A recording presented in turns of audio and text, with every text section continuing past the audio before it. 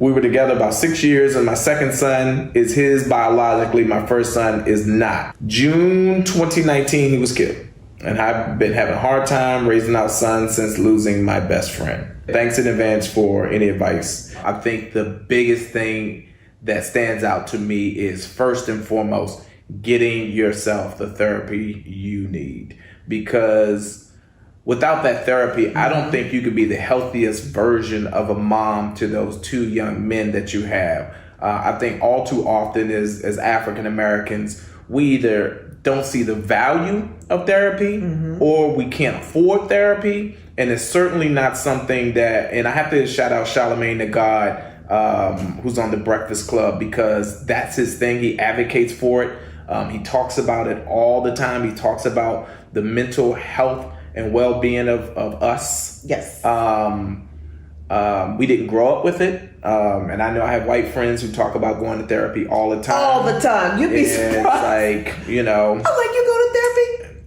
Just about all my friends do. They talk about it all the time. Like, they take advantage of it. It gives them something or somebody to talk to help talk through these things that they're going through. And I know even for myself, there's things that I've gone through that I have to consider. And even now in talking about this, like maybe I should go get therapy for some of the things. I've had losses. I've been in war. I've been, had to experience death. And so sometimes to make sense of these things, we need to go to a professional that can help us work them out so that we don't stop ourselves from moving forward and living. All right. So that's the first thing.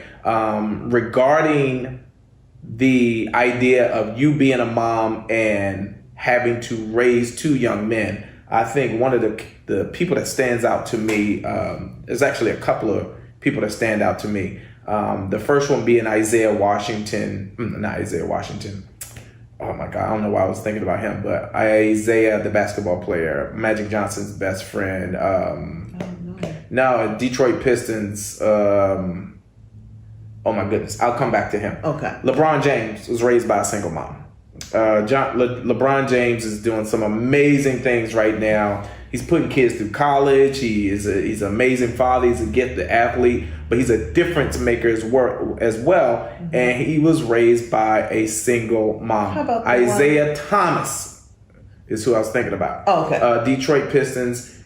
I think his induction into the Basketball Hall of Fame speech is a tearjerker because he talks about his mom and the sacrifices she made as a single mom.